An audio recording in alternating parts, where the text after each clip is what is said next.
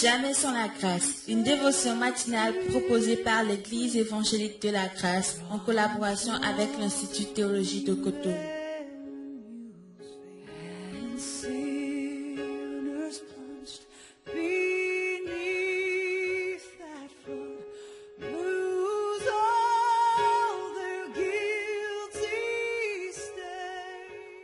Chers amis auditeurs, bienvenue dans votre émission Jamais sans la grâce.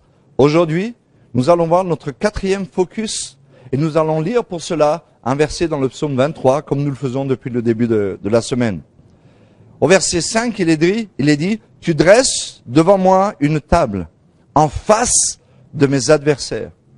Tu oins d'huile ma tête et ma coupe déborde. » C'est assez intéressant.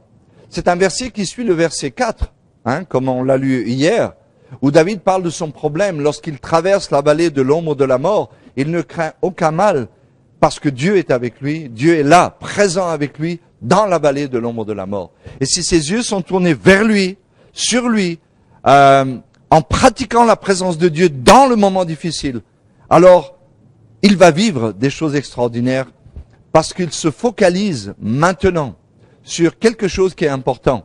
Peut-être il y a des gens qui n'ont jamais entendu cette expression, l'œuvre accomplie, l'œuvre accomplie. Lorsque Jésus est mort sur la croix dans Jean 19:30, il a dit, tout est accompli. Dans le mot grec, c'est le mot tétélestai, qui veut dire, tout a été amené à son accomplissement final, il n'y a plus rien à rajouter, c'est fini. Mais c'est pas seulement en termes d'œuvre de salut. Jésus est mort pour toutes les situations de notre vie. Et c'est pour cela que nous croyons dans la grâce et dans les provisions de Dieu et dans l'œuvre accomplie dans ce sens également. David savait que même en face de ses ennemis, Dieu était capable de dresser une table. Et ça nous parle de quoi? Ça nous parle du repos, ça nous parle des provisions de Dieu. Qui va aller à la guerre avec ses ennemis qui arrivent, chevauchant des chevaux écumants et avec les narines dilatées, tellement ils courent, ils font du bruit, ils soulèvent de la poussière, ils se rapprochent de plus en plus, et toi tu es assis derrière ta table, et tu manges. Ils dressent devant moi une table en face de mes adversaires. Qu'est-ce que ça veut dire? Ça veut dire que dans les moments difficiles, si je me focalise sur l'œuvre accomplie de Jésus, qui nous parle du repos et des provisions de Dieu pour notre vie, alors aucune situation ne nous empêchera d'avoir le sourire. Aucune situation ne nous empêchera de marcher avec joie, avec une confession extraordinaire. Les gens vous prendront pour des fous, certainement, parce que qui n'est pas fou de s'asseoir et de manger un bon foufou, alors que ses ennemis chevauchent à grands pas au galop contre lui, prêts à lui couper la tête. Il faut s'appeler chrétien, il faut être focalisé sur l'œuvre accomplie de Jésus, il faut être focalisé sur le repos que Christ nous a donné. Et ce repos-là nous permet justement de vivre ces choses extraordinaires, de vivre en marge de ce que le monde ferait, en marge de comment les gens réagiraient. Et c'est pour ça que je vous encourage aujourd'hui à faire cela. Dans Luc 14, au verset 17, je crois, au verset 17, Jésus raconte une histoire. Il donne une parabole, il dit, un homme a donné un grand souper. Et au verset 17, une fois que tout avait été préparé, il envoie ses serviteurs chercher ceux qui étaient conviés à ce repas. Et il dit une chose intéressante au verset 17. Il dit, allez les chercher maintenant parce que tout est prêt.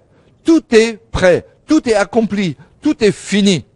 Et puis peut-être vous connaissez l'histoire. Des gens viennent, des gens ne viennent pas. Il y a des gens qui donnent des excuses, etc. Et puis, malgré tout, ils vont chercher des gens un peu partout et ils remplissent la salle. Et il se trouve un homme qui n'a pas l'habit de noces. Lorsque j'étais jeune converti, j'ai toujours trouvé que l'attitude du patron, du monsieur qui avait fait les noces ou le grand repas, était assez dure. L'homme n'avait pas un habit de noces. Il était à table, il mangeait, il n'avait pas un habit de noces. Le problème, c'est que s'il n'avait pas d'habit de noces, il ne pouvait pas rester ici. Et il ne pouvait pas justifier le fait qu'il n'en avait pas parce qu'il était pauvre ou parce qu'il n'a pas pu en acheter un. Pourquoi? Parce que le patron, celui qui avait organisé, était aussi celui qui donnait l'habit de noces à qui en avait besoin. Donc, mes amis, nous savons que Dieu a tout préparé pour nous. Jésus a tout accompli pour nous. Le repos est possible. Nous pouvons nous asseoir. Nous pouvons vivre une vie extravagante en termes de paix, de joie, de confession, d'attitude qui vont être complètement en décalage avec ce que le monde voudrait que nous vivions.